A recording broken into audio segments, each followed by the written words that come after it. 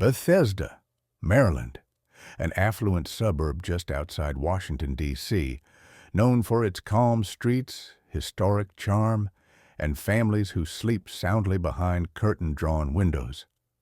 But in 2017, hidden behind the unassuming exterior of a weathered brick home, something far from ordinary was unfolding. A project born not of wealth or progress, but of fear. Daniel Beckwith was no ordinary man. He wasn't a politician or a socialite like many in his neighborhood. Instead, he was a reclusive, tech-savvy millionaire, self-made through aggressive stock trading and early tech investments. He had money, he had time, and he had fear. Not the usual passing anxiety about politics or world affairs. Beckwith was convinced that a nuclear catastrophe was not only possible, it was imminent. Tensions with North Korea had been escalating. Headlines flashed with threats of missile tests, and Beckwith became obsessed with survival, but not in the way most do. While others stocked bottled water or canned beans, Daniel began digging. It wasn't a metaphorical digging, it was literal, deep, physical excavation beneath his home. He envisioned a secure, self-contained bunker, a place where he could outlast the fallout, alone and untouched. But this wasn't a job he could do himself. He needed help. Enter Askia Kafra. A 21-year-old dreamer from Silver Spring, Kafra was brimming with energy and ideas. He was known online for entrepreneurial ambitions, chasing startup success with infectious optimism. He believed in technology, he believed in the future, and he believed Daniel Beckwith was someone who could help him get there. Their connection began online, one discussing business ideas and survivalism. The two struck a strange partnership. Askia would help Beckwith build his underground refuge, and in return, Beckwith would invest in Askia's future. A mutual promise, forged in secrecy. But secrecy soon turned into isolation. Beckwith insisted the project remain absolutely confidential. Not even Askia could know the exact location of where he worked. The arrangement grew bizarre. Askia was picked up wearing blackout glasses, transported to the house without ever seeing where he was. Once inside, the door was locked. The outside world would disappear. Askia would sleep there, eat there, work there, digging deeper and deeper under Daniel's home, one bucket of soil at a time. Above ground, neighbors saw nothing, just another home, slightly run down, maybe a bit cluttered. But underneath the surface, a different world was taking shape. A labyrinth of tunnels, some 20 feet deep, extending nearly 200 feet. Lights buzzed. A heater hummed. Cords snaked through walls and into the earth. It was a world built on paranoia, secrecy, and a growing sense that something wasn't right. And something indeed was about to go very, very wrong. Askia Kafra had always been a visionary. Friends described him as bright, ambitious, and endlessly curious. Someone who lit up rooms and believed in creating something bigger than himself. His social media presence reflected that spark. Posts about technology, innovation, entrepreneurship. He dreamed of launching an app that would change lives, and he wasn't shy about it. So when he began working on Daniel Beckwith's mysterious project, he told friends he was involved in something important. Secretive, yes, but backed by someone with serious money and vision. He hinted that he was close to a major breakthrough, but then slowly, those updates stopped. Messages grew shorter. Calls went unanswered. His online presence dimmed, because Askia Kafra hadn't just taken a job. He'd stepped into a different life, underground. Daniel's house, from the street, gave no clues. But inside, It was chaos. Towering piles of garbage, rotting food, discarded electronics, and narrow, twisting walkways.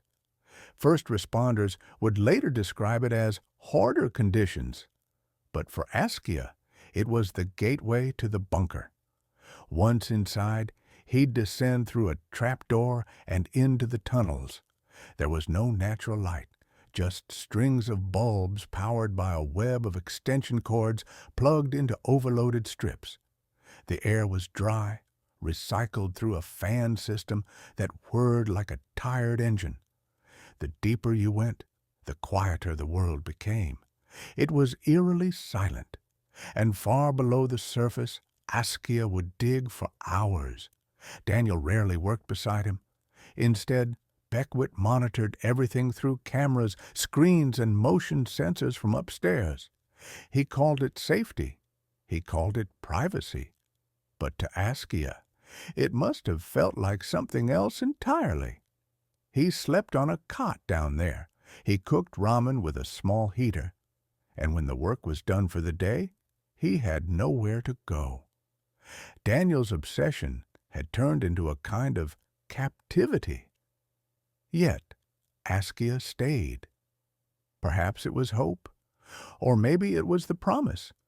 Beckwith had pledged to fund his tech dreams, help him build the app he had once tweeted about with fire in his eyes. That future dangled before him like a light at the end of the tunnel. But others noticed the change. Askia's parents began to worry. Their son had become distant. He spoke less. He seemed tired. He stopped visiting home. "I'm working on something big," he would say. "I can't talk about it yet." Still, his father grew uneasy. He tried reaching him more. He even drove around looking for signs of where his son might be working. But there were no addresses, no texts with location data, nothing. Askia Khafra had, in a way, disappeared from the world above, and below, something sinister had begun to smolder. The heater hummed louder, the cords grew warmer, and danger, silent and slow, crept toward the man digging in the dark. It was a quiet Sunday, September 10th, 2017. Bethesda was winding down from the weekend, the kind of evening where neighbors settled into their routines, some cooking dinner, others folding laundry or watching TV. On Danbury Road, everything seemed ordinary. No sirens, no shouting, just stillness. Inside Daniel Beckwith's house, the silence was deceiving. Below the rotting floors and hoarded hallways, Askia Khafra lay resting after another long shift of digging. The tunnels were dim, illuminated by the soft orange glow of cheap extension cords and halogen work lights.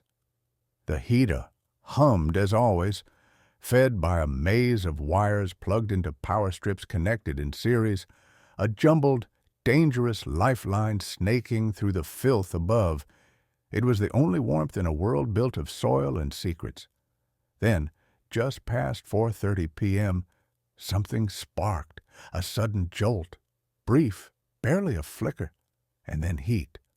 Not the dry, low hum of a heater, but a burst of energy in one of the tangled cords. Maybe it was an overload. Maybe the wiring had frayed from overuse, or maybe insulation gave way after weeks of running hot beneath piles of refuse. But in that moment, fire was born. It started small, hidden behind mounds of debris on the first floor. But like everything in that house, it had fuel. The hoarded stacks of paper, cloth, plastic, cardboard, years of clutter ignited like kindling. Flames rushed up the walls and across the ceiling in seconds. Daniel upstairs saw it. He was home. He was awake. And according to his later statements, he tried to respond. He attempted to reach the basement, tried to call out, even pour water.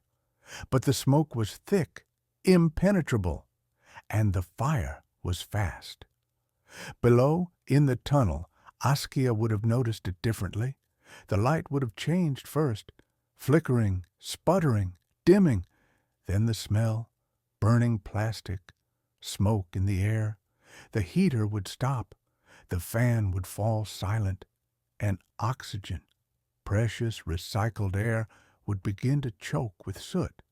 There was only one way out, a trap door 30 feet above, covered in clutter, locked from the outside. As the fire consumed the first floor, the tunnel system below became an oven. Askia, trapped in the very bunker meant to save lives, was left with nowhere to run. Minutes later, the neighbors saw it, smoke billowing from the home. One called 911. Fire trucks roared into the quiet street. Firefighters burst in through the front, wading through waist-deep piles of garbage. They couldn't see the floor. They couldn't find a safe path. Still, they pushed forward, battling through the inferno. They reached the basement and found something they never expected, a tunnel entrance. And inside, in the darkness, they found Askia. His body was burned, motionless. The air was heavy with chemical smoke. Around him, the tunnel lights had gone dark. The heater lay melted into the dirt. The cords, blackened and twisted, hung like vines across the walls. Askia Kafra was gone. But his story, hidden in the dirt beneath a millionaire's home, was only beginning to surface. The fire was out. The smoke had cleared. But what remained inside Daniel Beckwith's home stunned even the most seasoned investigators. Firefighters and police stood in disbelief. Beneath a suburban house on a quiet Maryland street, they had uncovered a secret network of tunnels, a sprawling, bizarre system of hand-dug passageways extending nearly 200 feet long and up to 20 feet deep. Dug not with machines, but with shovels and buckets, reinforced by nothing, dirt walls, uneven floors, a project that looked less like construction and more like obsession. They found lights strung from the ceiling, powered by cords snaking down from the house above. They found fans and heaters, some still smoldering from the fire. In one corner, a mattress. In another, food wrappers, plastic bins with snacks, bottled water, and clothing. This was no short-term construction site. Someone had lived here, and now he was dead. Detectives began piecing the story together. Who was Askia Kafra? Why was he underground? Why had no one known about it? The more they asked, the stranger it got. Daniel Beckwith told investigators the fire had been accidental, a tragic electrical malfunction. He insisted he had tried to rescue Askia, that he had yelled for him, tried to put out the flames. He admitted to the bunker, yes, but framed it as a survivalist project. Nothing sinister, nothing criminal, but the details raised questions, too many to ignore. Why had Kafra been transported in blackout glasses with no idea where he was? Why had he been locked inside the house? Why had Beckwith used a maze of cheap power strips despite knowing the dangers? And why, if Askia was a contractor, had there been no permits, no ventilation, no safety measures of any kind? As authorities dug deeper, they learned this wasn't Beckwith's first foray into paranoia. He had previously wired his home with surveillance systems, hacked into networks for sport, and exhibited what many described as obsessive fears about nuclear war, government collapse, and social unrest. He lived in a state of high alert, but his fear, it seemed, had driven him to create something reckless, something dangerous, and then pull a young man into it under the guise of opportunity. Askia's family was devastated. His father, who had once driven around searching for signs of where his son might be working, now found himself staring at news reports filled with ash and tunnels. His son had been full of dreams, full of life, And now all that remained was a charred corner in a basement and a trail of questions. Public reaction was swift and divided. Some saw Beckwith as a strange, lonely man who made a terrible mistake. Others saw something darker, a man who exploited another's hope, trapped him, and left him to die. Either way, the authorities had made a decision. Daniel Beckwith was arrested, and as he sat in a jail cell awaiting trial, the world above began to ask what really happened in the silence beneath Bethesda. Was it madness, negligence, or something worse? The courtroom buzzed with a strange energy as Daniel Beckwith entered in a suit that hung awkwardly on his frame. His eyes darted around, avoiding the cameras, the crowd, and, most of all, the Kafra family seated quietly in the front row. It had been nearly 2 years since the fire that claimed Askia's life, but for many, the pain had only sharpened. This wasn't a simple arson case. It wasn't just about a fire. It was about a hidden world, a secret life beneath a house, and a 21-year-old man who died working in the dark for a promise that never came true. Prosecutors wasted no time building their case. They didn't just argue that Beckwith had created a dangerous space. They painted a picture of calculated neglect wrapped in paranoia. They described the tunnels in chilling detail, the lack of permits, the electrical chaos, the air circulation system built from hardware store fans.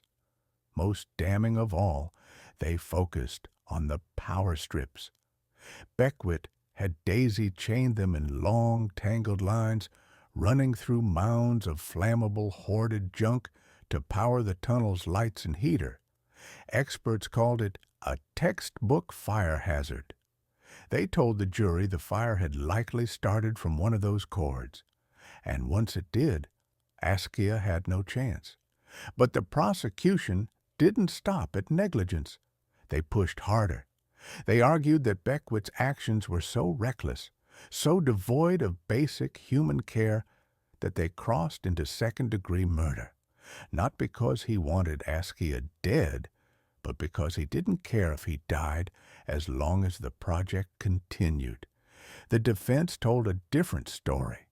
They said Beckwith was odd, eccentric, perhaps even mentally ill, but not a killer.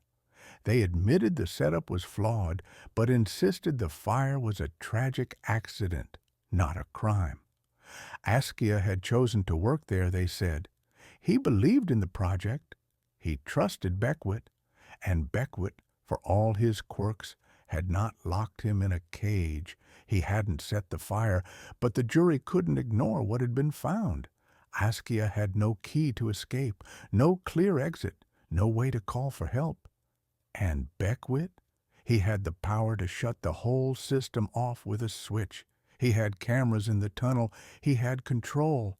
And when the fire began, he didn't call 911 immediately. He hesitated. The jury listened. They looked at photos of the scorched tunnel.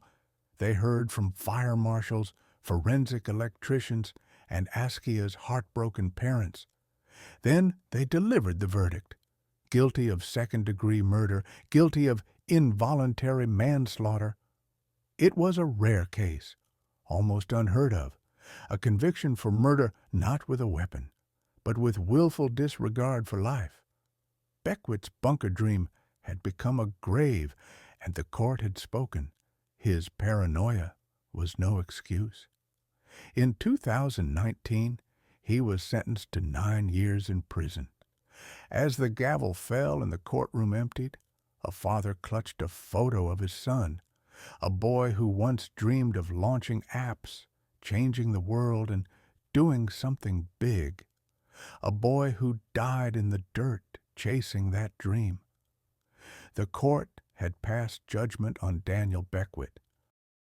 But beyond the verdict, a larger question remained. What drives a man to build a world underground and take someone else with him?